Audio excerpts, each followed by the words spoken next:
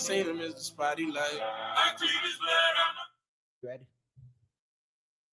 Jesus, please. I keep hearing this song on my Facebook reels. That's why this song and that Mama, don't worry. You raised gangster. I'm a survivor. It hurt me to not be able to give you what you want since you was a toddler. You know, remember that? I think I do. Yo, this song. Oh yes. Then he got that haircut, and then he posted videos with stuff tied to the back of the head. Oh, that dude! That shit's been hilarious. The funniest one was dude take his head to the side of the Waffle House. I was like, the fuck is happening here? All right, here we go. Hey, welcome to the Blackout Tips podcast. I'm your host, Rod, joined as always by my co-host, Karen. And we're live on a Monday, ready to do some podcasting. Find us everywhere you get podcasts. Search the Black Guy Who Tips. We'll come up. Leave us 5-star reviews on Apple Podcasts. We love to read those on Saturday when we do our feedback show. The official weapon of the show is the taser. And the unofficial sport, Bullet ball. A bullet ball. Extreme. And this is just a regular episode. Just gonna be talking about some random stuff. Yep, just me and you. Yeah. Tomorrow we'll have a guest though. Mike Kaplan will be in the house. That'll be at 5:00. That'll be fun. So hopefully y'all looking forward to that. But yeah, let's go ahead and get into some news. I'll just play a song here.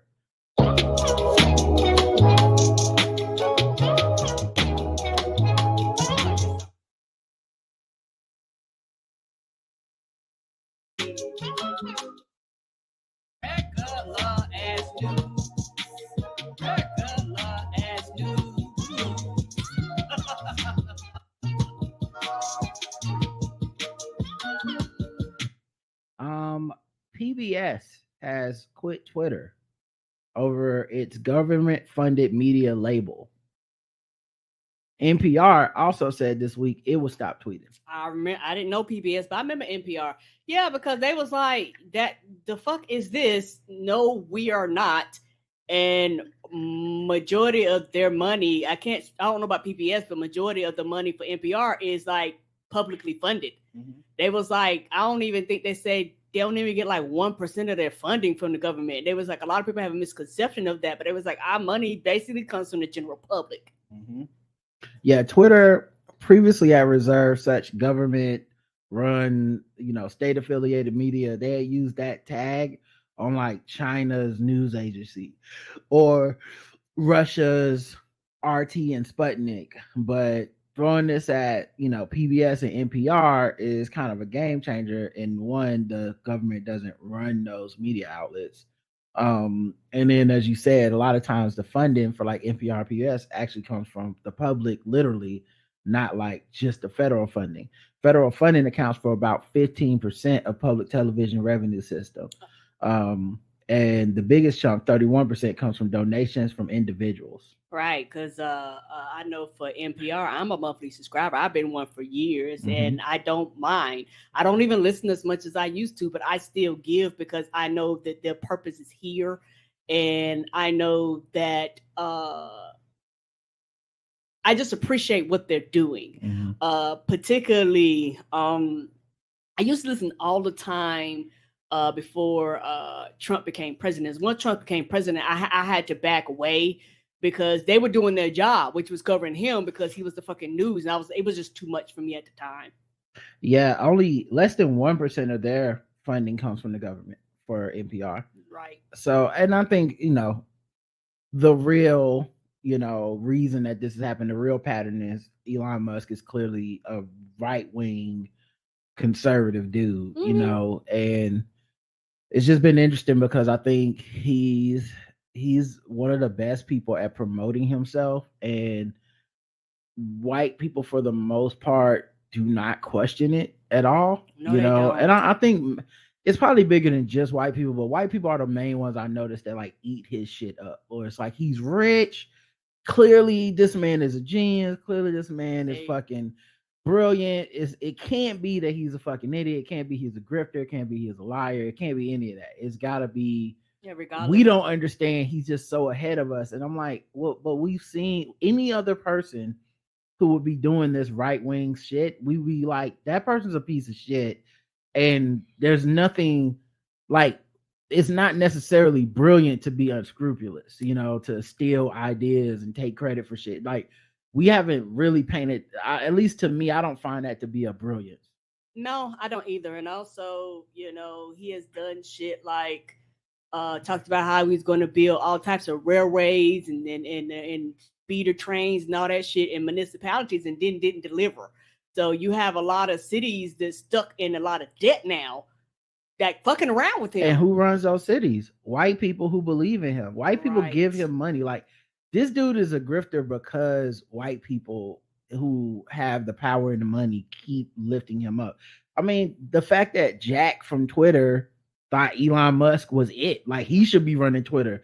That's who will fix Twitter. And all that dude has been is a conservative troll. And Jack's been mostly silent about the shit because you thought this was a good idea. You handed over your company basically and wanted it. He stepped down from his company, but he campaigned for this man to be in charge. Like he just has an ability to just get people to believe in him without question. And I think this is where that got us, because a lot of us saw the canary in the coal mine. A lot of us were like, yeah, company's got some racist practices. His whole, I'm moving out of California. He's a COVID, denier. I remember that. Like, I just remember all this shit, but it's like, look motherfucker, through his family's history and shit. You be like, oh, word, this is what we talking about. But okay. Yeah, he jumped in with everybody on the crypto thing, and then once that happened, is people just went, oh my god, yes. But once again, man, Bomani astutely pointed out on the show several times, like with the crypto shit, when have those people ever done anything to help other folks? Like, when have they made money to help everybody else make money? They make money for them. Right. By the time they tell you, it's something in it for them, not you. And like, by the time then, it's too late. You're gonna get a percentage of a percentage. Yeah, well, not just the small percentage. I'm saying like the percentages you put money in where they're gonna get it. Okay, you know what I mean? Like, it's a pyramid scheme. Yeah, like it's not like in addition to just having people that you don't even respect telling you about money, is like I respect Steph Curry's 3-point shot, but I've never been like, financial advice, let's check out what Steph Curry's talking about, but anyway, typical bullshit from Elon Musk, and I think it's just part of the downfall of Twitter, quote unquote. He keeps teasing off this blue check thing because it's like getting him the most attention right now. And he keeps pushing it back because I don't think he's getting the results he wants of people signing up. Right. So the new date for everyone losing their check is supposed to be 4/20. Okay. Because he thinks that's funny. Right. And also, a lot of the large companies that publicly came out, it was like, we're not paying for it. And if you pay for it, you pay for it on your own accord if you want to keep your check. But we're not paying for something. Like, that's ridiculous. And like, they publicly came out and said, we're not paying for shit. Yeah, and I think the purpose is to threaten them with, you can be impersonated, you can have misinformation, you won't be able to double authenticate your account, so you can't protect your password. Like, it's more like a ransom, and he hasn't come up with too many ideas that put things on the table, just shit that threatens you for taking stuff off. And I would never run my business this way. You know what I mean? Like, can y'all imagine us being like, it's a new tier of the Black Guy Who Tips premium, it's $100 a month, and if you don't pay it, we'll give everybody your phone number. Everybody be like, man, this is extortion. Yes. You know what I mean? Yes. We're gonna give your account away. It's ridiculous. And it's also, one of those things to where they've lost a lot of revenue. They was like, I was listening to one of my marketing podcasts who kind of covers these types of things. And they was talking to the marketers, and they were saying how a lot of people have taken their money away. They says Twitter's revenue now is what it was back in 2019, as far as like the advertising revenue. There was like a lot of companies have cut back, or if they're doing something, it's not at the same rate as it was before. And so it's just one of those things to where I actually don't think he cares. truth be told, it's one of those things, and this is kind of how I feel. I will stick around until it's no longer enjoyable. I think he cares and he's inept. I think he does care, obviously. He's a dumbass because he's not smart. Okay, because I'm about to say, but he obviously fucking cares. He obviously cares because he's so emotional and fragile and mad. When you're taking away the New York Times check because someone on Twitter told you they said they wouldn't pay for Twitter, that's not someone that doesn't care. That's so petty and stupid and small. That's a person that cares too fucking much. And and $44 billion says he cares. He cares way too much about this dumbass website, essentially. Like you own the website now. What are you gonna do other than lose the value that you put into it? That's all he's been doing. So TripAdvisor received 1.3 million fake reviews last year. Wow. More than 1.3 million reviews submitted to TripAdvisor last year. 4.4% of its total review submissions were fake, but the travel company prevented 72% of them from making it into the platform. How could they tell they were fake? Well, I guess it's in the article. They dropped their third review transparency report, which is published every 2 years. So this is stuff from 2020 we're seeing. They said, in addition to fraudulent reviews, they removed 521 reviews associated with paid review companies. Oh, like companies that like pay people to review certain places. Mm-hmm. Okay. And because the game is to get, same thing with Airbnb. The game is to get good reviews.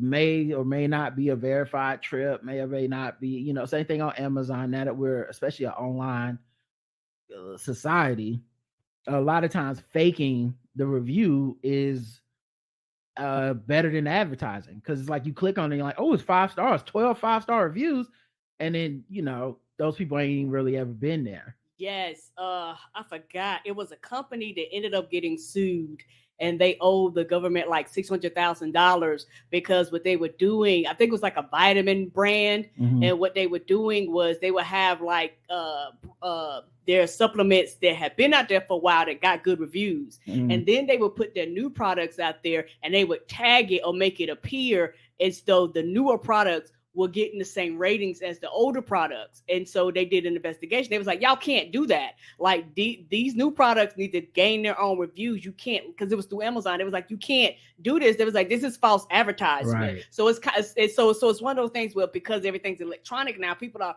finding a way to just skirt around the system and get those reviews. Because like I said, the reviews matter, but also you have consumers that you're not telling the truth to. Yeah, and they didn't say how they found which ones were fake, but they do penalize companies for fake reviews. I wonder, was it ChatGPT?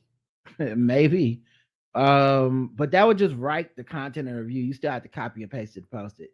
It says they have a variety of ways of offending businesses, of dealing with offending businesses, including content bans, ranking penalties, and red badges on their page. More than 33,000 ranking penalties were issued in 2022, and 341 red badge page warnings were issued. I've actually went through. I've never used TripAdvisor, but I've heard of them, and sometimes I periodically go and peruse through it. It's interesting when you said this, because I'm like, well, then wow, I wonder how many others have done this or maybe doing this that people just don't know. I mean, the thing is, if you show up somewhere and it ain't as described in the reviews, like, you're already there, it just fucking sucks. It's like, oh, they do got roaches. What the fuck, or like it's just such a hustle, and then you got to fight to get your money back, or complain through the system, not as advertised and all that stuff. But everybody's hustling these days. So I feel like that's how they get you. I click on the reviews on Amazon, and what I like now is the video reviews, because it'll be somebody that actually purchased the thing, and they'll be posting like how they used it, what they did with it, that kind of stuff. Sometimes they talk, sometimes it's just a video of them opening it or whatever. To me, that's more reliable than the word reviews, because the word reviews get faked all the time. Right. And a lot of times with those reviews, you like you say, and I've actually done reviews like that where you actually hold the product and turn the product on and be sure it's working or whatever the case may be, or use the product as intended so that people can be like, okay, this is legit and also you can actually get an idea of if I order it, is it larger or smaller than I thought it was going to be? I won't be faked out. Yeah, and like yesterday, I was looking at trash cans that open like like a lid or whatever thing, and there was like these people that posted setting up the trash can, how to put the batteries in. One person, it was like, I don't know if she do it for TikTok or what, but it was this black woman that was like dancing in hers and shit. I was like, all right, this is different. But yeah, Missouri State House Republicans vote to defund public libraries. Yeah, they want people stupid, and the thing is, when you do this, you're cutting off resources. A lot of people have a misconception of what the library does and how the libraries actually help the community.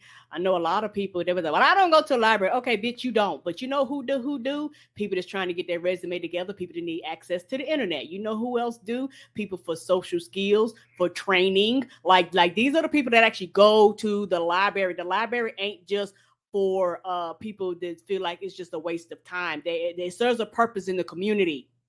Yeah, I think they do know the purpose it serves, and they're penalizing communities. They're penalizing the librarians.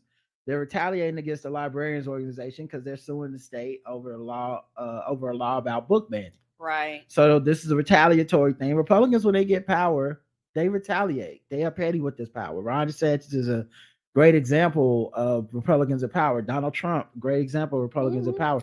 They don't care about the things that they talk about. They penalize. This is like, they're not looking for fairness. They're looking for threat. So I think it's interesting. Around $4.5 million in funds that would have been included in the budget for libraries were instead dropped down to zero at the cuts proposed by Representative Cody Smith, chair of the House Budget Committee, were included. The stripping of funds for public libraries was done in retaliation over a lawsuit brought forward by the Missouri Library Association, MLA, which, along with the ACLU, is suing the state over a draconian law that bans hundreds of titles in public school district libraries, including books that discuss LGBTQ issues, racial justice, and the history of the Holocaust. Right. The history of the Holocaust. It's like, y'all can't just scrub this shit off. Like, this doesn't make sense. The history of the Holocaust. Right. Like, that's the one that America gets to pretend to be the good guys in. And we don't even want to let the kids learn about that, because too many of the current people in charge over the Republican side mirror the bad guys from the Nazis. They are too busy sounding like the Nazis to let the kids know that Nazis are bad. Any school official, including a librarian, who fails to comply with the law could be fined up to $2,000 or could be in prison up to a year. The budget has yet to be passed in the state Senate. Republicans in that legislative body have said that they will restore the cuts, but that promise was made before the budget was passed in the House. There's no way that money is not going back into the budget, said Senator Lincoln Huff, who's a Republican last week. The passage of the budget, sans library funding, could mean that there will be a rare intrapidity impasse. I don't know what that means. Oh, intra-party impasse between GOP lawmakers in the two houses. It is rare that Republicans are out of lockstep. That is true. Smith has claimed that the reduction of funds for public municipal libraries was needed to ensure the MLA couldn't use state funds to help subsidize this lawsuit. However, the ACLU is not actually charging the MLA any fees for providing legal aid pro bono, thus rendering the GOP lawmakers concerned moot. Yeah, because they're lying. It's about punishing them. That's it. We would like to punish librarians for standing up to us. We said we don't want no critical race theory, i.e. history, taught in your libraries. Let me tell you something about books. By their nature, they're all about history. Yep. They're all about history. Something in the past. Even in the ways that we would like to predict the future. It's all based on what's happened before. So if you just start saying any history that is not whitewashed, we don't want taught, basically, you're going to have to close all the goddamn libraries, because that's what the fuck is in there is real shit. Got whole libraries full of them books. Like it's not just you're not just gonna walk in the library. It's just Bill O'Reilly, Donald Trump Jr.'s book. You know, like what's that woman, the blonde woman that used to go on Real Time with Bill Maher all the time? She has a long neck. Is it Ann something? Ann Coulter. Ann Coulter, yes, her. Like you can't just have only her books in there. Let's see. A Louisiana woman has set the record for the world's largest afro. Ooh. Yeah. Mm-hmm. The afro is 5 feet 5 inches in circumference. God damn, it's taller than me. By 3 inches. Her name is Avon Douglas. She's 47. She's been growing her hair. She began growing her hair in 1999 and initially did so with the intention of promoting the beauty of natural hair. Douglas says she coveted the Guinness record for the longest hair, particularly because some cultures have historically associated beauty with straight hair. Ooh, I know that shit takes forever to dry. Woo! I didn't decide to grow an afro as much as I decided to go natural. She says it's about pride and texture hair, which leads to self-love. At one time, I strived to get hair that was bone straight, and now all I want is big and poofy. I feel it is big and poofy. Oh my goodness, is gorgeous. Woo! It is beautiful. She's from Louisiana. She aimed to promote beauty and natural hair by breaking the record and grew up coveting the record for the longest hair. Yeah, she looked like Garnet in this picture. Don't she? Particularly right there, like a live action Garnet. Right. Okay. This boy be in my DM say I'm pretty. IG. This boy be in my DM. I'm pretty. Oh, that hell. I wonder if he knows. I've been through that shit. That is beautiful hair. That shit got its own zip code. Yeah, that's dope. I guess this is a picture of her before she did the hair. Mm-hmm. Maybe it's just she just tied it back when she whenever she's got in a protective style or whatever. Mm-hmm. She has a TikTok account with 48,000 followers. So yeah, that's dope, man. That is neat. She got and then it's so versatile. All this hair that look how she's styling it. That's one thing about particularly natural hair. You can do a lot of shit with natural hair. I know. You could what they call it, silky press it, silk press it. You can put it in curls, you can pin it up, you can make them pop, you can do a lot of shit with our hair. Yeah. Nah, that's beautiful. And congratulations to her for the world record. Mm-hmm. All right, let's get into some other news. How about we do some LGBTQ news?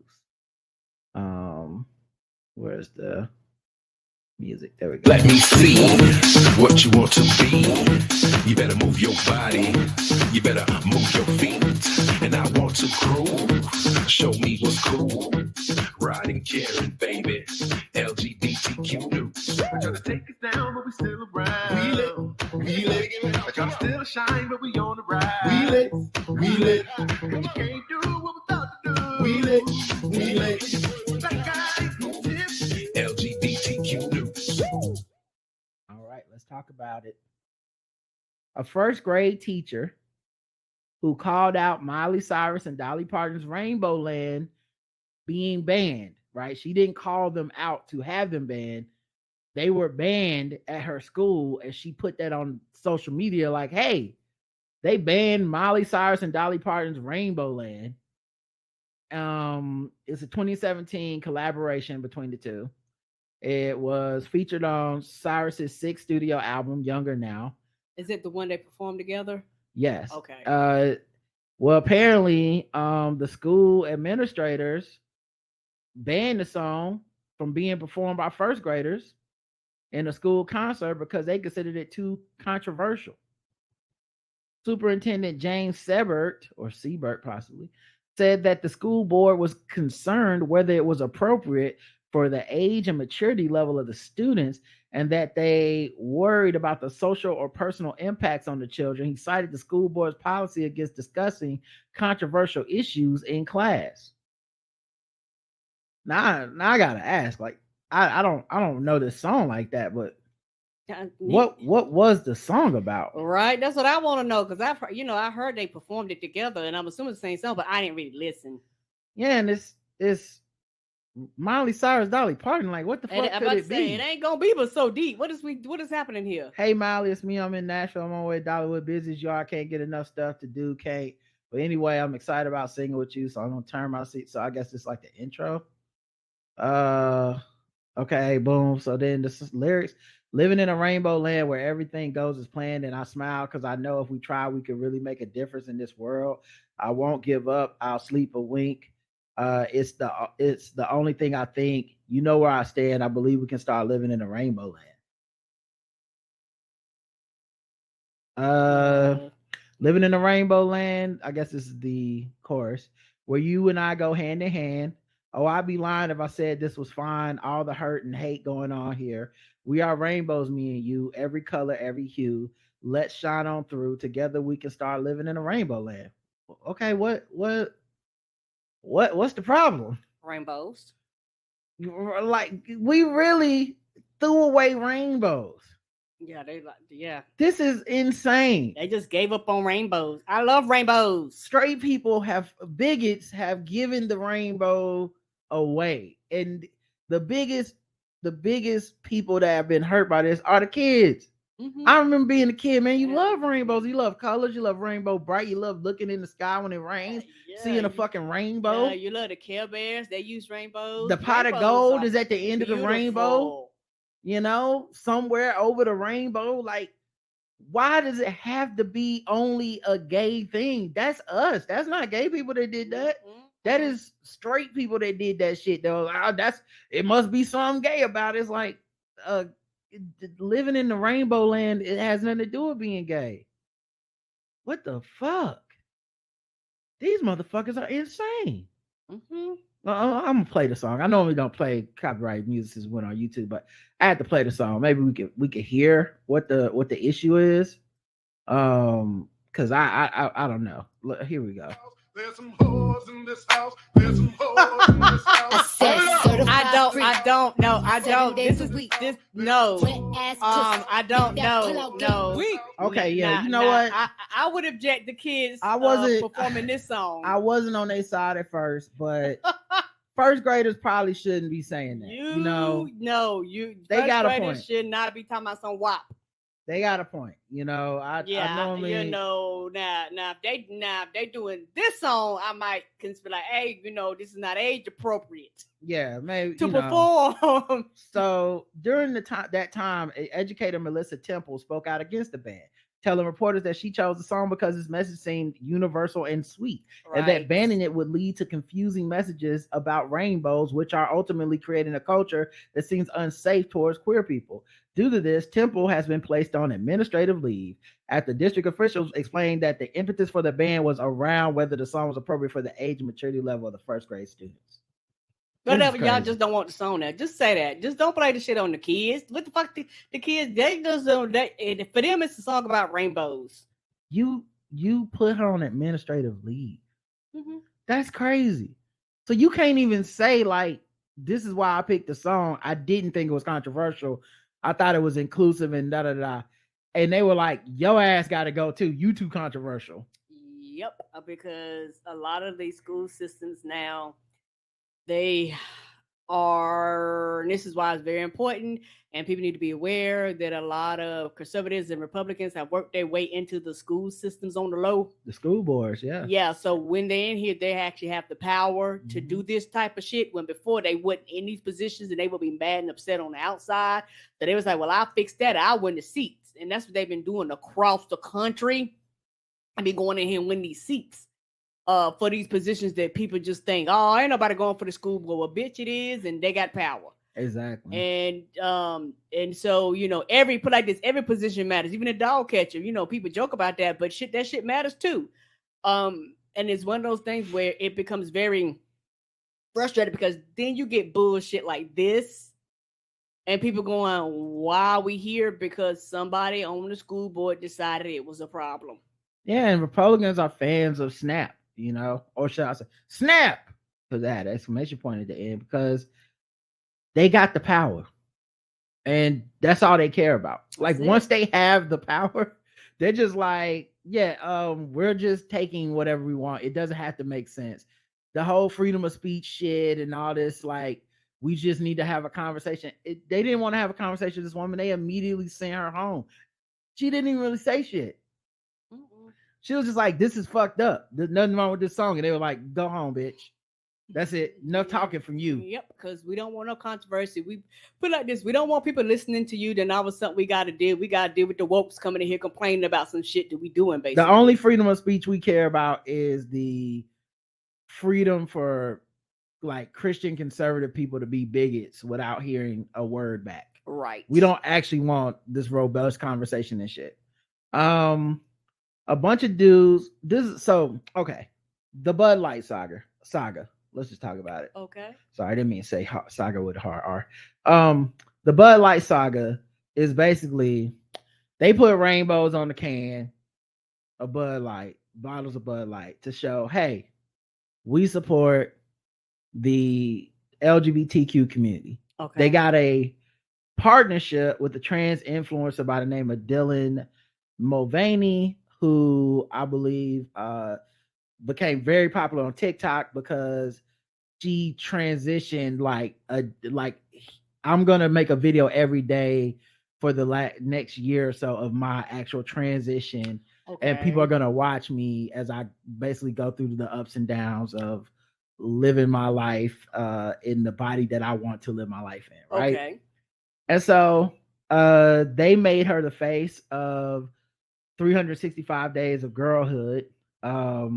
It was a custom can with her image on it. And Mulvaney posted about it to Instagram. So of course, transphobic people immediately said we boycotting it, and that's when you saw the videos of Kid Rock. Okay, people, shooting the 24 pack. People buying out the bar and then driving over it with a fucking forklift or whatever shit that they do. So to boycott me like that. People are talking about, we're switching to Coors Light and shit, and then Coors Light said they're committed to the LGBTQ community, and who knows, half of those fucking brands own each other or whatever. But yeah, so there's a lot of just angry neckbeard ass white dudes that are like, I'm never drinking this beer again, blah blah blah. Right. And of course, this led to a lot of liberal people on social media partying, right? It's like, cool, the conservatives are mad and da-da-da-da. But Anheuser-Busch realized a couple things pretty quick. The first being, just because you put the rainbow on the can doesn't mean that the people that are celebrating are going to buy it. Ain't right. And that's like a big thing with, I think, stuff like this is like, if you don't know your lane, you're not gonna entice people to be like, oh, I love trans people now to go buy a 12-pack of these Bud Lights, and I'm switching over from what I used to drink. Bud Light has a lane, and it is the conservative Christian MAGA white person type of beer. It's not like exclusively, but if I made everybody close their eyes and draw what the fuck they thought a Bud Light drinker looked like, right? This motherfucker watching NASCAR or some shit, right? So they miscalculated there, because you didn't have all these people sign up, and then their main fans are people that don't agree with this shit, or at minimum have decided that in a very emboldened way, with the Republicans being how they are. We just covered the way they're doing the library, the way they did this teacher, with the way that conservatives are acting in positions of authority. They are no longer silently being bigoted. Like they're like, oh, you picked a side being inclusive, and we don't go for that. Go woke, go broke is what they say. So their chief executive officer put out a statement, and honest to God, it looked like ChatGPT statement. Like someone said, make an apology that doesn't really apologize but doesn't offend anybody. And it ends up offending everybody. Right, because that's what happens when you just try to be neutral on some shit. Everybody mad. Yeah, and it's after you quote unquote pick the side, and now you're like, oh, so here's the apology. As the CEO of a company founded in America's heartland more than 165 years ago, I am responsible for ensuring every consumer feel proud of the beer we brew. We're honored to be part of the fabric of this country. Anheuser-Busch employs more than 18,000 people, and our independent distributors employ additional 47,000 valued colleagues. We have thousands of partners, millions of fans, and a proud history supporting our communities, military, first responders, sports fans, and hardworking Americans everywhere. We never intended to be part of a discussion that divides people. We are in the business of bringing people together over a beer. My time serving this country taught me the importance of accountability and the values upon which America was founded: freedom, hard work, and respect for one another. As CEO of Anheuser-Busch, I am focused on building and protecting our remarkable history and heritage. I care deeply about this country, this company, our brands, and our partners.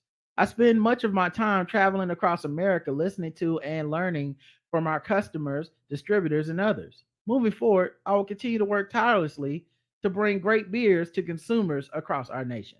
You didn't say nothing. He didn't say fuck all. You didn't say anything. Oh my God, you didn't say shit. What you just said is one of the most insanely idiotic things I have ever heard. At no point in your rambling, incoherent response were you even close to anything that could be considered a rational thought. Everyone in this room is now dumber for having listened to it. I award you no points, and may God have mercy on your soul. I think ChatGPT, they went in there, they was like, bland, don't offend nobody, no commitment, go. Right. Because you still didn't pick a side. You didn't even apologize to the people that's boycotting you. I mean, I know this made no one happy, is what I'm saying. It showed a lack of commitment, a lack of forethought, because clearly you put the rainbows on the can because you thought it was a fucking layup. Because everybody puts the rainbows on everything. Put a rainbow on it. Put a rainbow on it. What does that mean? What does it mean? What are you really standing for when you put the rainbow on it? What are you telling your people that work there and the people, like, what's going on with the environment? Nothing. You just throw it on there because it's an easy fucking win. Hey, I'm a good person is what it means. Rainbow, good person, good company, guys. Support us. And then the second people go, well, actually, we're bigoted and we don't want to drink a beer anymore. Whoa, guys. I have learned so much from the communities, the army. Yeah, it's not, I hear you and I'm listening. And Right. Those are their favorite words. And it's also one of the things we talked about this before. Don't do anything. If you are not willing to stand behind it, just stay neutral. No one was even asking for it or demanding it. Right. I think this is also a remnant to me of George Floyd. And I know what you're saying. This is LGBTQ news. Ain't got nothing to do with black people. I think after George Floyd, you had a lot of companies that thought this is good business to get into the quote unquote woke, for lack of a better term, but to get into, like, you know, we need to hire diversity and inclusion officers. We got to start putting our brand next to these causes and stuff. And the thing that, you know, I've always felt, and I've said when I wrote that thing about the NFL for game theory, the thing for me was always like saying the thing, giving the money, all that stuff. It's not bad. It's not bad, but it doesn't really, the rubber doesn't meet the road until you deal with the pushback for it. Yes, sir. You can't join anybody in their struggle until you kind of catch some hell for it too, because that's when we know if you really gonna cut and run. And what they did was kind of cut and run. Like, that was a very like, oh, we didn't know y'all was gonna be mad. It's like, well, you know who did know? Everybody who was celebrating y'all putting the fucking cans out there, everybody that was out there arguing with conservatives about it, they knew that those people would be mad. And they thought, oh, maybe this company is not as bad as we thought, or maybe they do stand for something. And now that it's like, oh, no, you don't. No, you don't. So like I said, if you are not willing to do it, and that's the thing. They tricked themselves into doing this when they really don't want to do the work, they don't want to learn, they don't want to educate themselves, and or they don't want to bring people in to teach them, or if they do bring the people in, they don't want to listen to what they say. They just want them to be an image or something so it can pretend. And the first time it's time to cut somebody, these are the first programs to fucking fly out because you really didn't mean the shit in the first place. So just not trying funny, stay neutral and don't say shit and show your product. Yeah, let it just be solidly judged because you're not gonna meet the moment. Like a real motherfucker would have sit this shit out and been like, yeah, we lost money off of this, but it's worth it for the fact that the message we're trying to send is one of saving trans people's lives. Like some shit more important than the money. Now they don't really believe that, but that would have been the way to play this because you're not getting those people back. And what you just said was not enough. It didn't help anybody. You would have been better off coming out and being on some like, we just signed with J.K. Rowling as well. Like, at least you would have got your biggest back. Boosie, little Boosie, his daughter, or Boosie Badass, as he goes by, his daughter Poison Ivy went Instagram official with her girlfriend. That's right. He's very shamelessly homophobic. He's transphobic. He's talked a lot of shit about Dwayne Wade's daughter Zaya. He's also talked about getting his boy child some sex from a sex worker when they were still underage, like just a ignorant person or whatever. But she went Instagram official, so now people are like, oh, now he got a gay kid. Now what? Oh, this what he get? And it's like, one, that means a gay person has a father who is extremely bigoted. I don't know that that's the flex you think it is. Right. Two, a lot of times people like this they rationalize their kids being like whatever, right? You know, and especially y'all kids, that's the problem. Especially with lesbians, a lot of times misogynistic men will be on some like, oh, that's different. We both like fucking women and shit. Like they really don't have the cringe or the anger or whatever it is, the irrational shit that they have about men who have sex with men. Like they get trans people and then men who have sex with men. All of a sudden, these dudes get, whether it's repressed shit, whether it's insecurity, denial, whatever it is, curiosity. That's the one that triggers these kind of dudes. So I don't even think it's a big deal for him.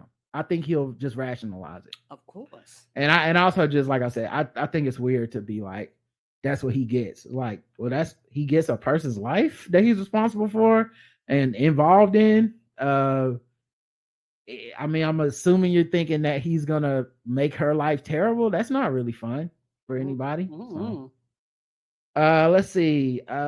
Michigan will still soon pass a historic law banning anti-LGBTQ discrimination. So it basically throughout the state, they're gonna be like, nah, you can't be out here discriminating against LGBTQ plus people. Leave them alone. And the thing is, even a couple years ago, you would have probably had people thinking this was pressed. They shouldn't be passing. We don't need to pass this. What's the problem? But if you look around, you better pass. You apparently need to put this in writing on the books because the other motherfuckers are taking shit away, and they're never assuming anything. So you have to put it in the law and codify it. You have to get everybody to vote and be like, we are not a state where this happens. And you can't depend on the federal government because Clarence Thomas is taking trips overseas, getting flued out to pass up our rights. Riding the yachts. Right. Clarence Thomas got airplanes in the bio and shit. Come on. But yeah, I think that's dope, man. That's actually some good news, and I hope that works out. Caitlyn Jenner calls out Nike for trying to be woke after collaborating with trans TikTok star Dylan Mulvaney. This is an outrage. What? Yeah, she's like the Jason Whitlock of trans people. If you don't get out of here. Yeah, I know there's just. Are you mad because when you get out of here? Yeah. Well, her thing is, she's a gender essentialist, even though she's trans. So she has a lot of like turfy beliefs, a lot of like, we're erasing women and stuff like that is her that's her words, you know. So yeah, I guess it's just like she's like a permanent 100 kind of person where she doesn't really have much to say. The only time she seems to have something reasonable to say typically is when it involves her. Like when it's her, then it's like we need to stop and think and talk and do this. Yeah, but anybody else is motherfucking crickets. Yeah. As a and like what my thing is, are they even feeding you over there? Like for real, like are they even inviting you into the fold of what you claim to believe? I know before when the world knew her, you know, when the world thought, okay, you're this white man, right? Is how the world's treating. When it was that you were Republican, you were conservative, okay. You were probably socializing and all that stuff. Well, now you're grown, and clearly these people don't socialize with you. Like they have kicked you. They're not fucking with you on the golf course anymore. They're not inviting you to CPAC. They don't want you to speak. They're not taking you and putting you on Fox News. And you're still begging. You're still fucking eating out the dog dish outside. Like they gonna let you in one day and it's over for you. What is in this for you other than you just maybe you genuinely just believe it, and this is why so many people were against, you know, Caitlyn being a spokesperson or even like the example of what a trans person should look like in America, because people were like, this is so atypical, so privileged, so ridiculous. So yeah, as someone that grew up in awe of what Phil Knight did, it's a shame to see such an iconic American company go so woke. We can be inclusive, but not at the expense of the vast majority of people. And have some decency while being inclusive. This is an outrage. Put on Twitter. So yeah, that's crazy. Let's see. Federal judge says Christian teacher has no right to misgender students. Federal appeals court just told a public school teacher that he does not have a constitutional right to misgender transgender students. Yeah, that's a thing that we've seen before. So they could purposely take it to court. Yeah, I think last time it was Virginia. This time it's like Chicago area, but Indiana. It's Indiana orchestra teacher. And I don't even understand this shit. Like, what are you even doing this for? Yeah, who cares? Like, imagine you're a teacher at school and you're like, I'm gonna call you Jeremy or whatever the fuck. It's like, for what? Like, I never even understood that shit. Even like, I can see if some kid was telling you, like, call me, you know, I don't know, Widget Majestrix the 7th or whatever. And it's like, I'm not doing that. Right. Like, I'm not doing that every fucking day we have class. Call you by your name. Yeah, you can't just walk in and be like, call me Optimus Prime. I get that. but like, you know that this is about someone's actual identity, how they're identifying, you know, in many cases, if they have the support of their parents and shit, you're even more like, now you got parents that's gonna have to, because I feel like, and I might be wrong, but I feel like if you're a parent of a trans kid and you're supporting them, part of your support is knowing you might have to go up to school and jack somebody's ass up. Spend a lot of time up in them schools. Yeah, and I mean, you hope not to, right? But you know, and maybe not jack somebody's ass up, but you know, you're gonna have to like advocate. Fight. You have to advocate for your kid. Yeah, advocate on your child's behalf. Yeah, right. And your kid is gonna have. There's different ways of advocating for each kid. Every kid's individual, but in this one, we know the struggle. We've seen the struggle in every fucking article we read. So I would assume, like, if a teacher decides to do this, you're not just taking on the kid, you're taking on their parents, you're taking on whatever administrators have been like, hey man, you making it hot right now because you just fucking not. Right. You know, the other kids that are their friends, like, it's just fucking.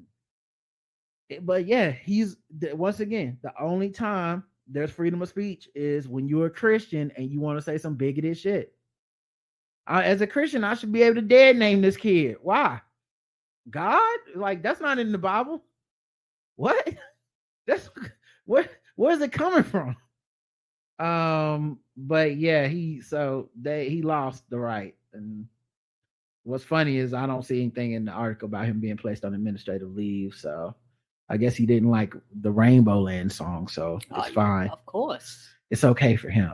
And the last story, J.K. Rowling there was an LGBTQ plus activist who was forced to apologize to J.K. Rowling for calling her a Nazi because she threatened legal action. And this happens a lot with Twitter and stuff. I think the rules are a little different overseas anyway. Mm-hmm. But this does happen a lot with Twitter where people at each other, they at these celebrities, and you kind of just say whatever it is to hurt their feelings because your feelings have been hurt by their actions, or you perceive their actions to be hurting your feelings, or however that works. But we can add each other so we can personalize it. Like you can add J.K. Rowling on Twitter right now. And she ended up being accused of someone called her a Nazi, or at least someone who at least has views that align with them. And J.K. Rowling threatened the person with legal action twice.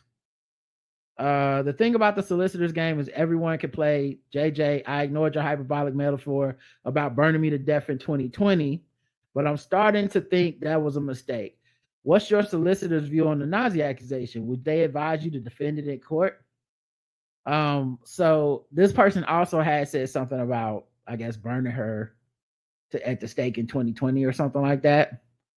So she said, okay, crazy. And solicitor means lawyer over there. Oh, okay. That's so not solicitor, it's a lawyer. Lawyer. So she basically like, okay, then give my regards to your lawyer. And then later on, after that conversation, the person wrote, I would like to publicly apologize for a previous Twitter thread where I interacted with J.K. Rowling on matters relating to the transgender community. I have now removed these tweets and would like to apologize to J.K. Rowling directly for causing potential upset. I failed to choose my words with care and would like to retract my previous statements relating to her views on the LGBTQ plus and more specifically transgender people. I would also like to retract my likening of J.K. Rowling to any far-right or Nazi organization and emphasize I do not wish any individual, inclusive of J.K. Rowling, to come to any harm. Yeah, that, I mean, there are things you can't do because it's literally illegal. And one of these rich motherfuckers might get litigious. Now, to me, there's plenty of shit to slander her about, not, pun intended, in quotes. There's plenty of shit to talk shit about her without having to make nothing up. But this is also why I'm afraid of like the kind of hyperbolic rhetoric around the people that you don't like on social media. Yes, sir. Like this is the, Chris Pratt really means to talk about how his son isn't healthy. It's like only an insane person would think that. Yeah. But if you have enough people in the corner hyping each other up, by the end of the day, you got thousands of people that are willing to believe something to me that is patently insane and almost impossible to prove or disprove. And I think that's kind of what happens with shit like this is you go, we're all talking shit about J.K. Rowling. And by the end of it, it's like, you're a Nazi, you this, you that. And it's like, yeah, but just a one up. Yeah. And I know it's not necessarily a journalistic thing, but legally in the UK, you can hold people to libel standards that the United States don't have. Right. But even though their libel laws are loosened in the US, in the UK, the burden of proof is on the person who made the claim to prove that they're true. So if you can't prove she's a fucking Nazi, or you don't got the money to go to court, like it's right. So I guess this person just apologized to just stay out of, because J.K. Rowling is petty and willing to go to court over the shit. Mm-hmm. And also they've used this person as an example, like y'all niggas leave me alone, I'm gonna start suing, basically. Right. And the other thing too, man, this is just real talk. I would tell people I love this, not just to the podcast, but just in general. Hey man, you still have to have some forethought with your actions. Like you can be right and still get him to fuck up. Like you can be right and be stupid. You can be wrong and be smart. J.K. Rowling seems to be a person that's wrong but smart. And it's that thing that happens where you'll see this on Twitter sometimes. And I've never understood this logic. I've always thought it was ridiculously faulty logic. But someone will at somebody that has millions of followers or whatever and say something either disrespectful or sarcastic or whatever. And when the person replies back, they're like, how dare you? You know you have more followers than me. All I did was call you a stupid, ugly, fat bitch. And you just replied back and said, look at yourself, you potato head person. And now people are trying to get me fired from my job. And it's like, okay, you really took everything you did out of that situation.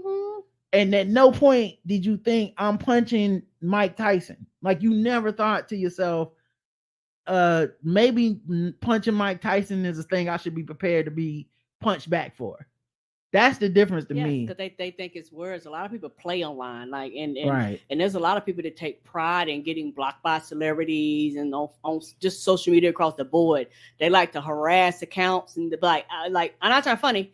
I'm gonna tell you right now, you're fucking lame. If your thing is I like to harass people until I get blocked, you need to get a life. Like that's stupid, in my opinion. You know, that's something you need to find something else to do with your time.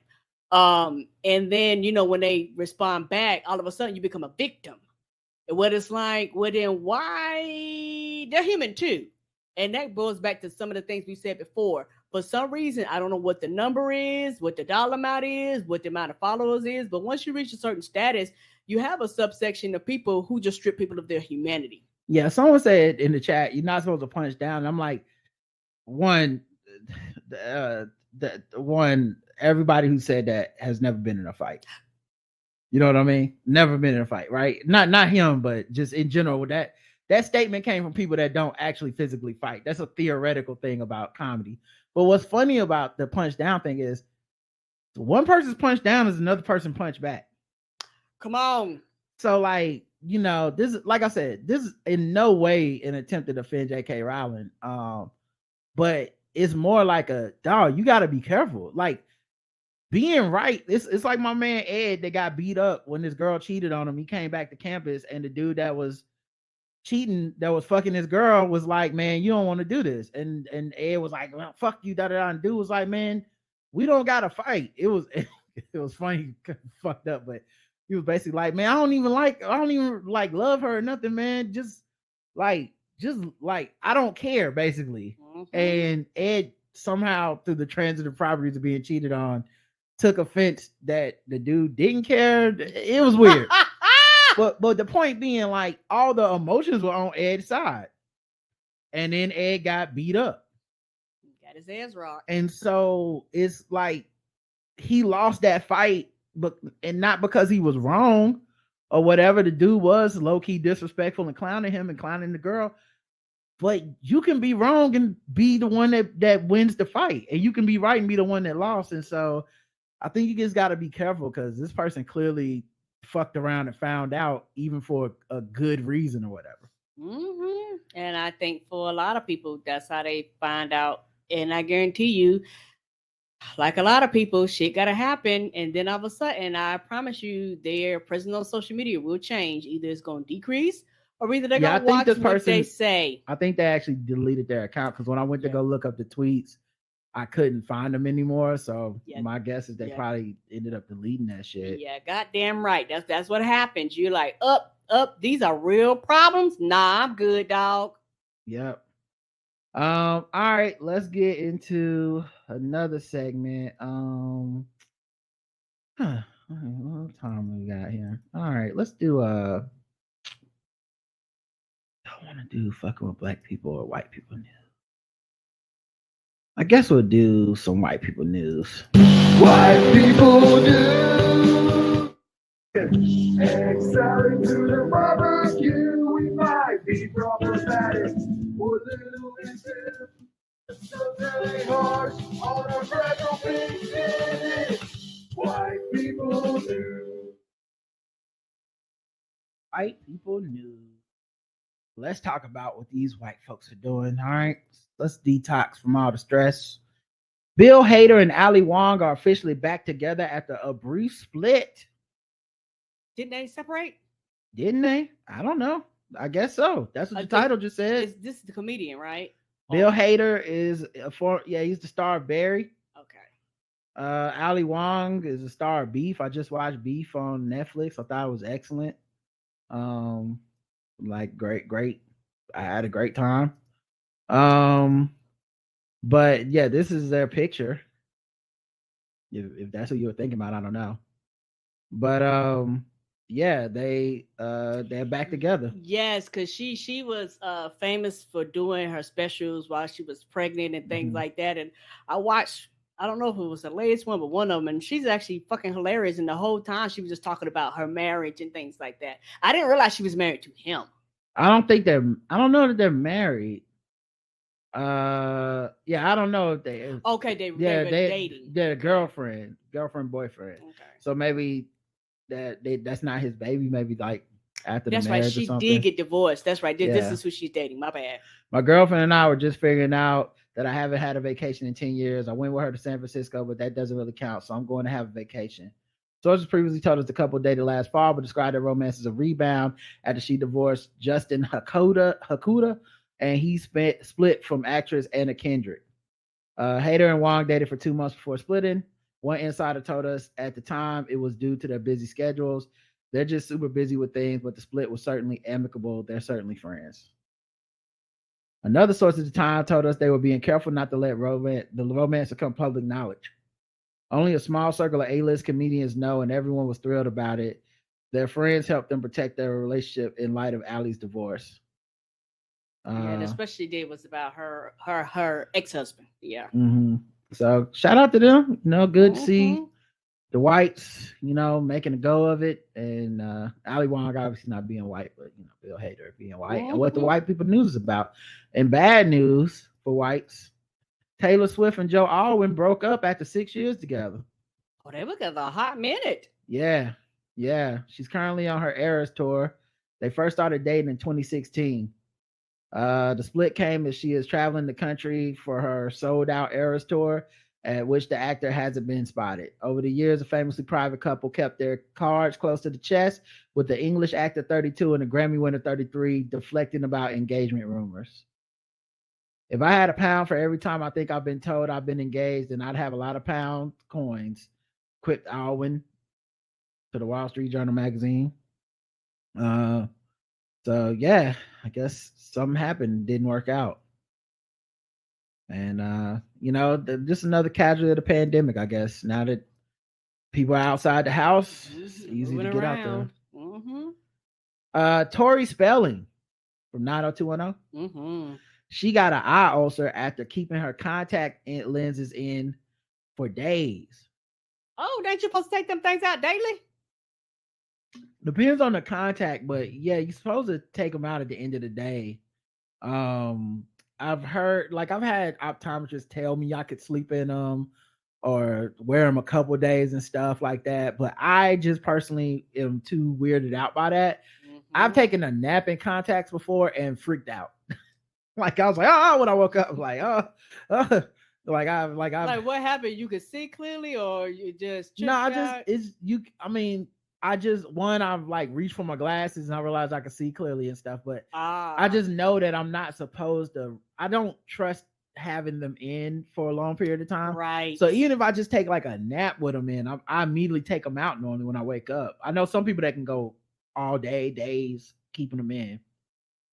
She says, it's my fault I did this to myself. I have contacts, but I wear daily ones. So at the end of the day, whatever I can make all the excuses I want, I don't take them out. I sleep in them and it's not healthy and you're supposed to take them out. Oh, she got the dailies. That's even worse. Because like I got the kind where you can wear them like for like a extended period of time and then you switch them out like every couple weeks, every couple months. Now, I don't wear mine all the time. I normally wear them to play basketball. But some people wear them all the time. What do you mean daily? So you daily as in you take that pair, throw them away, put it in the like next disposables. Day. Yeah. Okay. But she said she confessed she has been known to go maybe 20 days wearing them. The same pair? Bitch, just get some glasses. What are we talking about here? That's why I got glasses, because I don't like fucking around with my eyes. 20 days. Oh my God. You trying to take your sight away. Oh my God. Oh my God, Tori, no. Yeah, if you're not willing to do them out, just get some glasses. Jesse James Decker Slams United for humiliating pregnant sister on flight. Oh, the plot thickens. So Jesse James Decker slammed United Airlines after a staffer allegedly humiliated her pregnant sister midair. Sydney Ray Bass just texted me from her flight on at United. As you know, she is 5 months pregnant, high risk, and also traveling along with her 2 small kids. The country singer wrote via her Instagram story Sunday. James Decker, 35, shared that Bass, 31, accidentally spilled some popcorn in the aisle, which prompted a flight attendant to allegedly approach her with a trash bag and wet wipe, telling her the captain wants Sid to clean up every drop. The Dancing with the Stars alum claimed that her poor sister got on her hands and knees and was crying in the aisle, feeling completely humiliated, exhausted while everyone else watched, including the 2 kids she shares with her husband, MLB player Anthony Bass. Way to go, United, James Decker added. United Airlines did not immediately respond to a request for comment. James Decker subsequently shared a photo of herself holding one of her nieces at an airport with a caption claiming the flight attendant had justified their demands by telling Bass the spilled popcorn was a safety hazard. However, the sisters doubled down on how sudden the situation was, even claiming the airline had provided a snack on both of Bass's flights. If popcorn is a hazard, why are they giving it on plane? James Decker asked as she recorded her sibling. Bass also posted a video of the hazard on her account, expressing her frustration after traveling with her daughters, Brooklyn and Blair. Got up at 6:15 a.m. on our second flight now. She wrote over a photo collage of the girls buckled into plane seats with pieces of popcorn sprawled across the floor. It's been a day. Blair decided to be in a really not good mood. So, national controversy. Yeah, this is big news. This is big news on white Twitter, Karen. It was a lot of upset people. Guess what type of popcorn? I these are the questions. And now that you bring it up, I don't think I've ever, and I'm sure we have people that are flight attendants that listen to stuff. I don't know who cleans up messes on a plane. You know what I mean? Like, I'm not saying they shouldn't or whatever, but I guess I've never seen a mess on a plane like that, so I've never thought about it. But yeah, what does happen if like kids throw popcorn all over the place? Did a flight attendant supposed to clean that up? Like, I've never seen a broom, a dustpan. Do they just leave it there the whole flight? Me either. Do you land and you have somebody clean the plane afterwards? I assume that, right? I have no idea. Yeah. Someone said they have a cleaning crew. I've never seen the cleaning crew. Or maybe you mean when you land as a cleaning crew. Mm-hmm. Yeah. So I mean, I honestly, God, do not know whether you should be offended about this or not. That's all I'm saying. I just don't know. You see what I'm saying? Right. I've never been in a situation where I've seen what the protocol is to, like, if it happened to me, I'm not swift to anger anyway.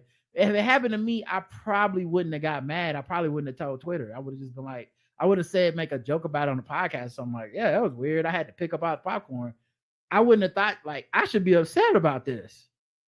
Y'all should pick up the popcorn. You know what I mean? I'm like, I think also just because I'm that kind of person when I'm at a restaurant or something. Yeah, I probably would have picked that. They'd have been like, ma'am, what are you doing? I'm picking up popcorn. Don't you see this popcorn there? I can see me right now. I'm normally the person cleaning behind them. Yeah, I'm normally the person that has to be told not to. Like, someone's job is to do this, and you don't need to do that. You know, you don't need to stack your plates or whatever. You know.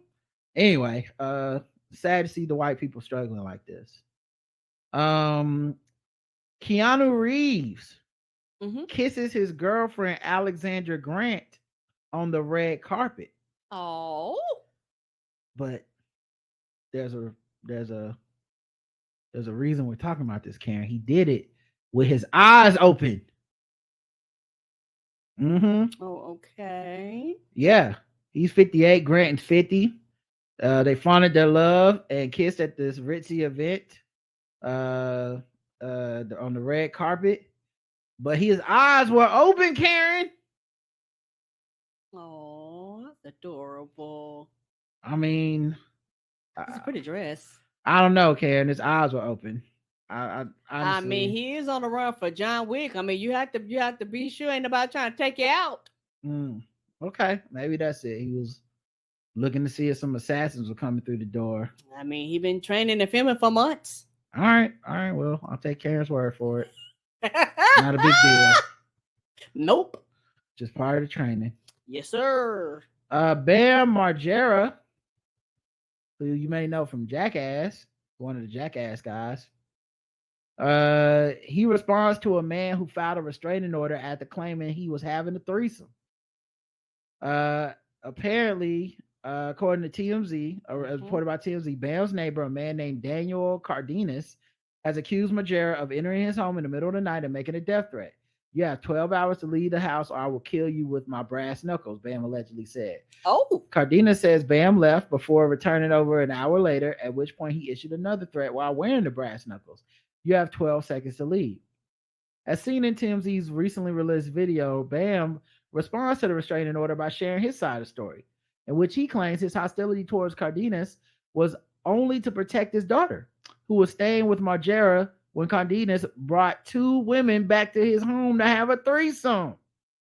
He showed up at 3 a.m. when my 8-year-old daughter Isabella is in there. He stepped over her with a 60-year-old lady and an 18-year-old and had a fucking threesome. Bam says he didn't want his daughter to get PTSD from hearing sex noises from said threesome. The poor baby. So yes, I will fuck you up. Did you forget to tell that one, Danny? Right.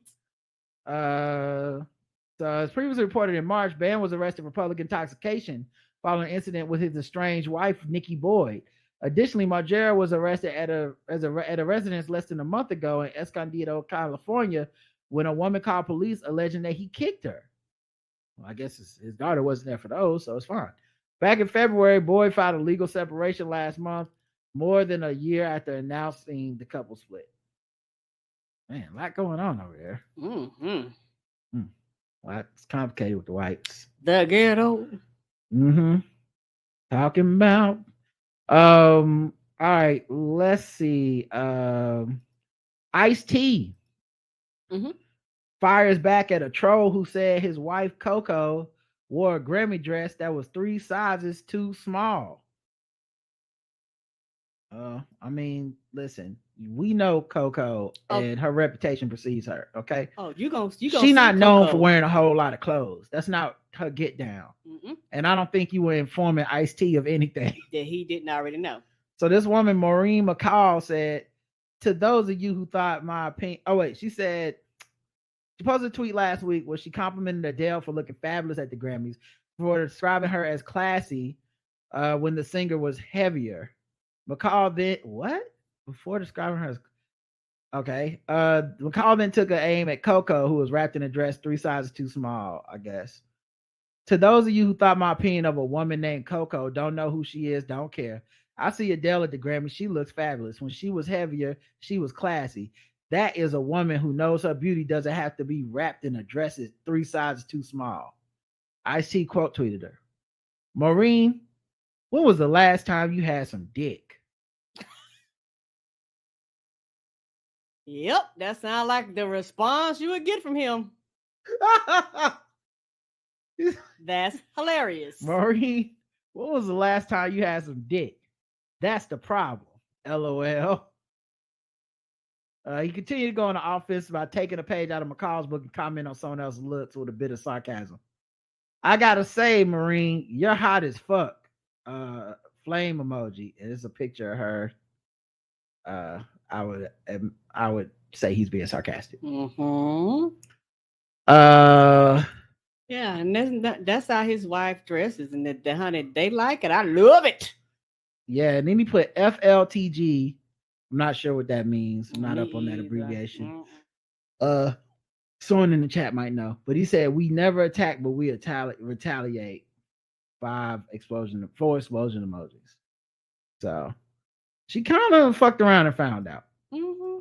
You know, that's a cute top. Also, would not be surprised if she pulled a. You have millions of followers and you're verified. Oh yeah. Why are you talking to me? Yeah, the tears right. Flow. Nobody asked you to go after his wife. Right. Like I should be able to call your wife anything. You should just take it.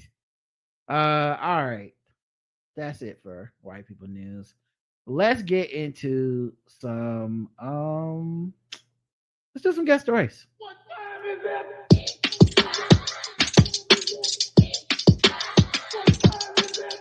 It's time to guess the race. It's time to guess the race. It's time to guess the race. It's time to guess the race. All right, y'all know the game. Y'all know the rules. Let's go. A Florida man charged with indecent exposure offered cops a bizarre explanation as to why he was pleasuring himself in public. What was his reasoning? They got a call to a Speedway convenience store on Vero Beach. Advised there's a naked white male screaming, "Oh, God, son of a bitch. Why'd you put that in the fucking report?" Oh, they put in the report. His excuse was his ass hurt and that the jacking off was the only thing to make him not think about it. Free space, y'all got it. Oh, they put the race in the article. Of course. He was white. All right, Karen's 1 for 1. Let's go to the next one. I'll take that one. Let's go to the next one. How about this one? A Texas woman nicknamed the Possum Queen after rescuing a confused possum in a country bar. How you know the possum was confused? I mean, because it was in the bar, you know? I mean, was it playing possum, acting like it was drunk? It wanted some of those rainbow cans, and they were like, "Get out of here! You confused. What are you doing in here? You know we don't accept your kind." Can't. Okay, I guess you can't mute this. I guess you can't mute this ad. That is weird. That's something new. What new happening when you can't mute ads? Yeah, you can let it play, but you can't mute it. Okay. Well, at least it's not talking. Yeah. This will just be music. Oh, no wonder. It's not even a real news article. Fuck you. I waited for nothing. All right, I'll read it. Like when they do that bullshit. So this was on April 1st. Bonita Creek Halls in Nacogdoches, Texas, posted a story on Facebook that sounded like an April Fool's Day prank, but turned out to be all but too real. According to KETK, an opossum snuck. God damn it, what's wrong with me? And possum snuck into Bonita Creek Hall just past midnight on April 1st when the Texas establishment was closing. The appearance of the critter caused a bit of chaos at the bar until one of the patrons exited the dance hall and decided to help the confused animal find its way out. In a video of the incident, which has been viewed over 10 million times, a woman in a yellow sleeveless shirt, denim shorts, and cowboy boots carries the possum by its tail through Bonita Creek Hall out the front door. The honky tonk hero, whose name is Jessica White, per KETK, but she has been dubbed the Possum Queen. So yeah, what? Guess the race of the Possum Queen. Oh, White like her last name? All right, Karen says White. Let's check the chat room and see what they believe.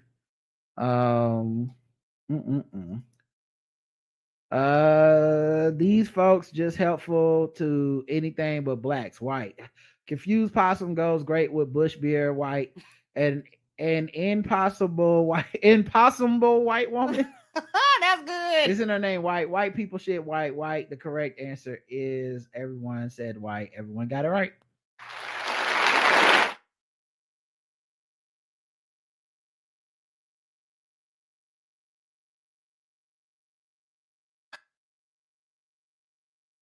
And that's her right there. Yeah, this is the video. I have no idea why it's playing this fucking honky tonk music and why I can't just turn the volume off. As it says, the speaker volume is off, but it's just not doing anything. But as you can see here.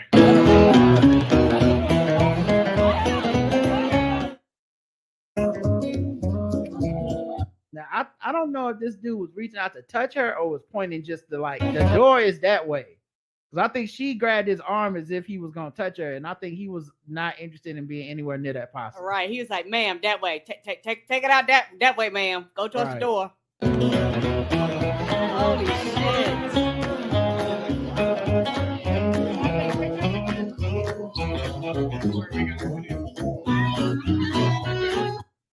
really wrangled this shit. This is crazy as fuck. I would not touch a possum even if it was dead. No.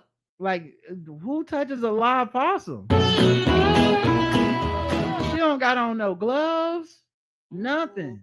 So possum like it's trying to swim away. Yeah.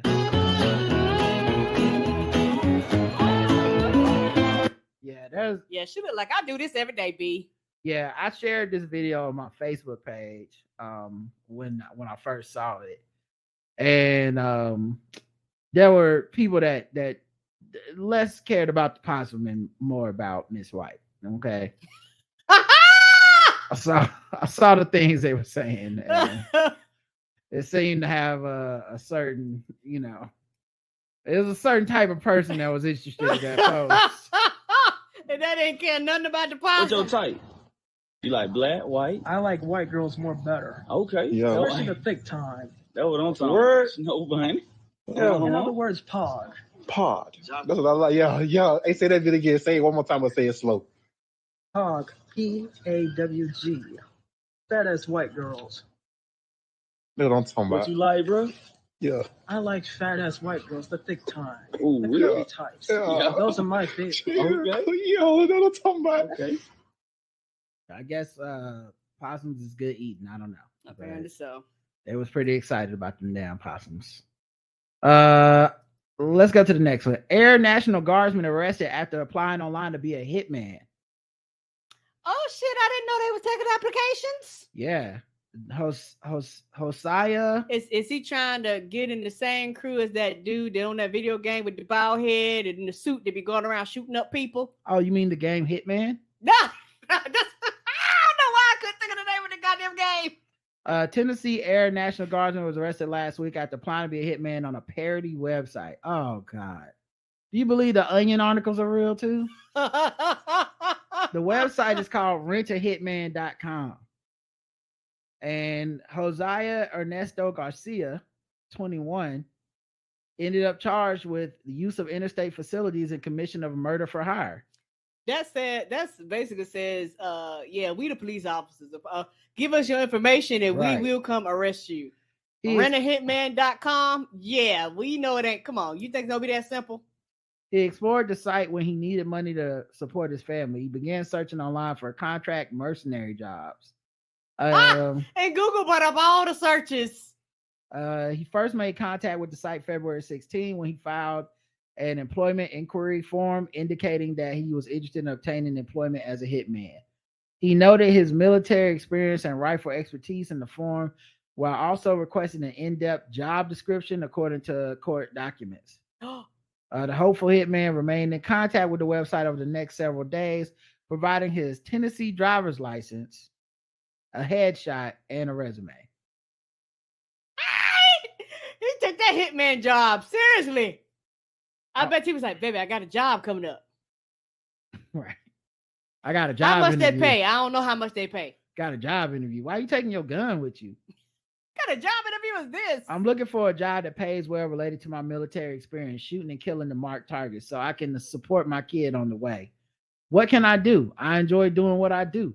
So if I can find a job that is similar to it, such as this one, put me in, coach. Not put me in, coach. Are you writing put me in, coach, on a motherfucking criminal conspiracy? See, you know what? ChatGPT strikes again. Who was making sports analogies? Oh my goodness. I'm gonna blame all this shit on ChatGPT. On his resume, Garcia bragged about being an expert marksman, awarded for not missing a single bullseye on all the targets, and for shooting expert with 2 or more weapons. He was employed by the Air National Guard since July 2021, claimed he went by the nickname Reaper, which he earned from military experience and marksmanship. Feeling antsy for work, Garcia sent 2 follow-ups between February 23rd and March 13th. Oh, he was following up. Y'all give him a resume? Y'all see it? Please hurry up. I haven't been arrested yet. Following the order from the FBI, the website owner Bob Ennis responded to Garcia saying, "Josiah, a field coordinator, will be in touch in the near future. You'll receive a message when they are ready. Timing is based on client needs." An undercover FBI agent was assigned to pose as an agent for the website and contacted Garcia for a phone interview, which led to the two meeting up for an in-person where Garcia said he was looking into killing people for money for a while. On April 12th, Garcia was scheduled to meet with the undercover agent to discuss a potential target that would pay $5,000 for taking out the client's abusive husband. Garcia was given the first half of the payout along with the images of the fake target. Upon receiving the payment, he asked if the photo evidence of the murdered target was acquired before the FBI made the arrest. How far were they going to let this man go? They wanted you to fully incriminate yourself. They were like, we're going to be sure ain't no way you can say that you was oblivious to what you were doing. Following the arrest, during one of his post-arrest interviews, the FBI, he admitted to being offered and subsequently accepted the job at Vanderbilt Medical in Nashville and was wanting to tell the undercover agent the news during their meeting. Also, he had already, thank God, America, he had already found a job, so he wouldn't have to kill nobody, probably. According to him, but this is after the arrest, so who knows? It sounds like this could be what he says now that he's caught. Right. Following the arrest, they searched his home and recovered an AR-15 or AR-style rifle, the same one he allegedly said he would use for the killings. RentAHitman.com was created in 2005 by four friends attempting to create a cybersecurity company, as it was a play on words: rent as in hire us, hit as in network traffic, and men because there were four of us. Oh, a lot of people, y'all definitions of renting hitman and the people that's applying through the application process, y'all got two different definitions of hitman. While the company was failing to get off the ground, it began receiving many inquiries about murder for hire services, which led them to turn into a parody site, which included false testimonies from fictional customers, a service request form, and even a careers tab that people like Garcia can apply to be a hitman. Holy shit! They were like 5 stars. They killed my husband real good. I got all the insurance money. We'll do it. We'll use again. We'll use again. I try my mother-in-law next time. Excellent customer service. They don't miss. Right. Both the service request form and careers form are being used many times to arrest people interested in using the services of a hitman on someone they know, including a New Mexico man who plotted his in-laws' murder on the site. All right, Karen, guess the race. Oh, White. What's his name again? Josiah Ernesto Garcia. Oh, Hispanic. My bad. Oh, okay. All right, that's interesting. Let's check the chat room, see what they believe. Juan Wick. Oh, that's good. That's real good.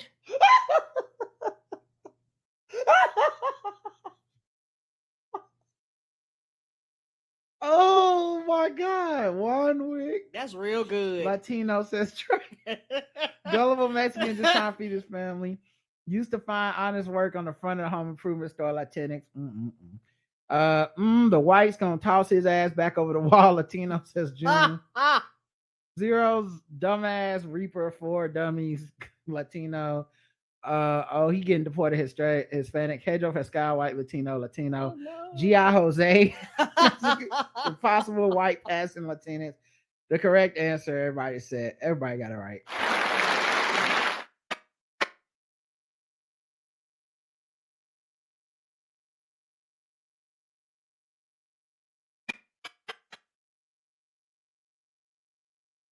That's him there. I don't know if this is the headshot he sent, but man, this is another picture with him holding a gun. Some on the website.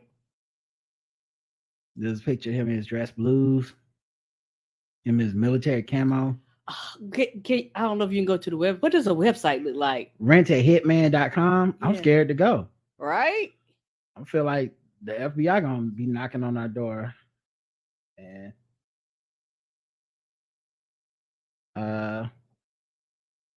your point and click solution, 100% HIPAA compliant. No, not HIPAA compliant. Hitman Information Privacy and Protection Act of 1964. Go click below for your free consultation. Got issues? Click here. Doc Web is not safe, but we are. What? Website uses cookies. Support our mission, service request form. Guido's coffee fund. Okay. Service request form. I guess this is where you tell them you want to kill somebody. My consultation was fast and free. And they wait. My consultation was fast and free. They took care of everything while I was on vacation. Highly recommended. The 5-star reviews. Guido and his crew were able to save the day, and it did it on a shoestring budget. They took everything into consideration and left no stone unturned. Best fixes in the industry. Oh shit! And it's got people's whole government names: Georgina H. Michigan, Stewart. Or I guess not their last initial, but still enough for you to be like, why would I use their services? Super fast with superb results, and I wouldn't contract with anyone else. Quick, easy, and discreet service. You can't go wrong with Guido. Look at this picture. This looks like the cybersecurity pic you get at your job when they be making you do them cybersecurity things. Your address for field operative use only. Oh, your birthday. Oh, your phone numbers, the target's information, spouse, business partner, bully, lawyer, activist. Oh shit! Government official, self, other. Oh my god, this is too much. That's hilarious. All right. Since the first one was an accidental give me. Because they had it in the title. In the article. We'll do guess the race bonus round. That was why. I ain't racist. How can I be racist about anybody or anything in my life? How can I? Call them niggas. Just call them niggas. It's time to get Gold teeth, gold chain wearing, fried chicken and biscuit eating, monkey, big baboon, big dive, fast running, high jumping, spear chucking, 360-degree basketball. The only thing they could have said better was that today was FDIC insured. A man is facing charges after he illegally practiced dental work in a Danbury hotel room. What? Danbury police officers said they responded to of course, La Quinta Hotel. Don't nothing good going down at La Quinta. Stay away from the La Quintas, y'all. I'm sure y'all know the one where it's great, but I ain't never met it. At least the ones I've seen has all been like, this is where they fucking kill you in the shower. This is like the scene from Psycho happens in this hotel. This is where they take you in there. They're like, it's a shame what they did to that dog. Yeah. This is where they pull out the chainsaw like Scarface on people. Anyway, La Quinta, they responded. The police officers responded to La Quinta for reports of dental work. What is that called like? Hello, 911. Yeah, man, it's somebody in here. I hear a drill. I think I heard the scalpel. I think I heard somebody in the background say nurse, can we get an x-ray? I just think it's some dental work going. Y'all need to get here as soon as possible. It's teeth everywhere. I've seen gauze. It was crazy. The officers found a man who said he was conducting dental referrals. When officers entered the occupant's room, they found an impromptu operating setup with dental drills, suction machines, and a portable x-ray machine. Wow. Oh, you bullshitting, but they... Wow. I also just picture like it's all makeshift. So it's not like an actual dental chair. It's like a lazy boy. Right. They don't have a waiting room. Sinking in the bed. Yeah, they don't have a waiting room. Just everybody sit on the bed. You can sit on the edge of the bed, man. You next. What time is your appointment? Are you doing 6 month checkups? Are you like, don't forget to come back? The nurse will, my assistant will give you a checkup date. You prefer morning or afternoon? We stay open till 3 a.m. because it's La Quinta. So right? We stay open till I pass out from doing these illegal pills.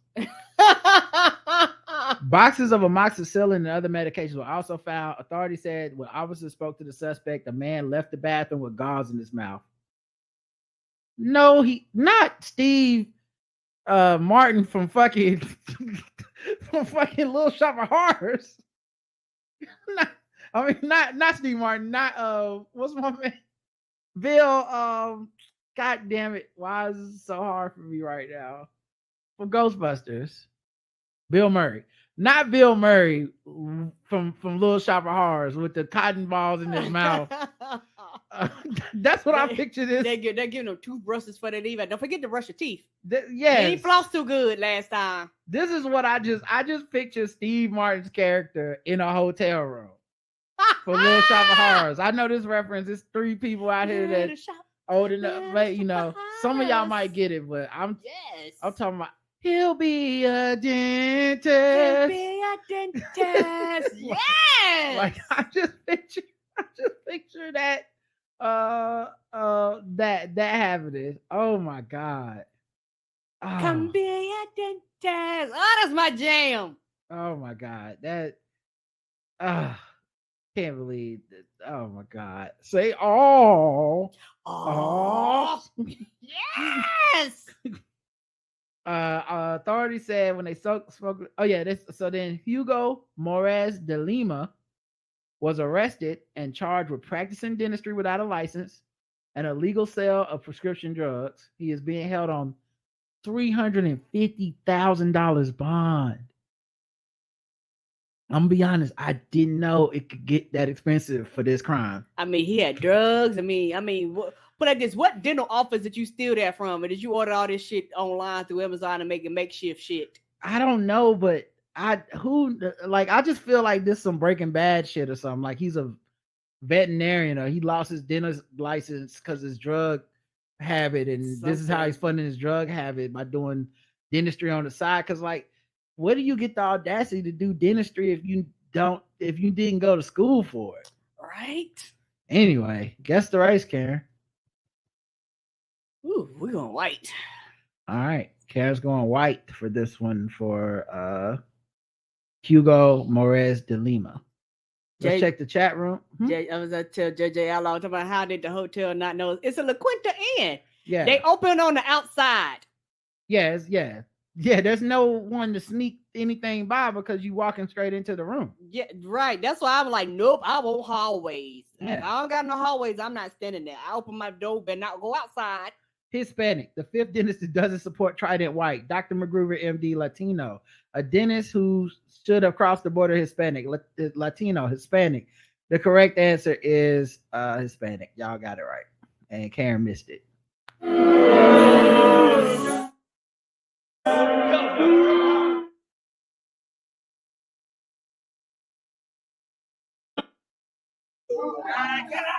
So you got it right though.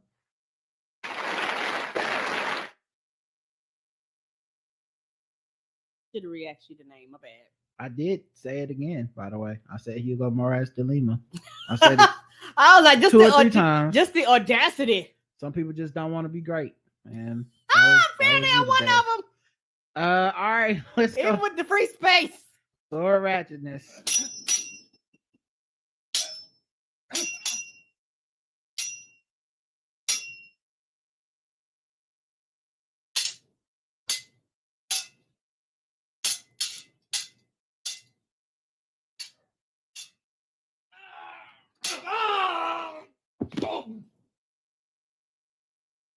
An Albuquerque man was accused of threatening his neighbor with a sword, carving a racial slur in the driveway. Oh shit! Mm-hmm. What was this driveway made out of for you to be able to carve into it? Apparently not concrete. Concrete? All right. That's not a word. Concrete. Good afternoon. An Albuquerque man is behind bars after carving a racial slur into a neighbor's driveway with a sword. News 13's Ariana Kraft joins us now with reaction from the homeowner. The victim said he was scared for his life. Not only his property was vandalized, but he shares he was threatened with what he described as a full-sized metal sword. Now, y'all can hear this in the chat. Everyone's good. I'm assuming it should be working because that's why I moved to Firefox. So I just sometimes I get paranoid. Mm-hmm. Anyone in the chat saying they can't hear it? They saying they I don't know. Can y'all hear it? Yes. Okay, cool. On Sunday, Albuquerque police were called to a northwest neighborhood for reports of a man using a sword to gouge a racial slur into a neighbor's driveway. The victim said he caught 42-year-old Bradley Wiley in the middle of writing N-word lover on his property. Hell, I've got 30 calls into the cops and all that. So, not that I want to have to deal with him. According to the victim, Wiley had seen him hanging out with a black friend over the weekend. I know what happened. Saturday was the first day it was warm. And I went over to Vincent's house. And so we walked back and forth a couple of times. The criminal complaint states when the homeowner confronted Wiley, he raised the sword into the air, threatening him with it. The victim was able to get away and call police. Officers tried to track Wiley down at his home, but were unsuccessful. When Brad was Brad, he was a nice enough fella. But now, what do you mean unsuccessful? I mean, so what? We just give up? Oh, he ain't home. All right, well, he ain't here. Sure to work out, man. Call us if he come back. We knocked and nobody answered the door. Call us when he's got the sword going through your spine. Can you just give us a call then? When he's after he's like halfway cut your head off, just go ahead and give us a ring. We'll come back out and check to see if he's here. In the last 3 years, it has been an evolution. And in about the last 9 months, it has become a swan dive. According to neighbors, Wiley has a history with law enforcement and Albuquerque's crisis intervention team, saying he struggles with mental health issues. You want to use my machine gun? Ring camera video shows Wiley screaming threats and profanities during a prior incident. Wiley was taken into custody yesterday, and people in the neighborhood say they feel relieved. Everybody was walking the streets and happy. Damn, one person could do all that to the neighborhood. It's like Debo. Yeah, they was like, oh, that nigga gone. They was like, come on, kids, we'll go outside to play now.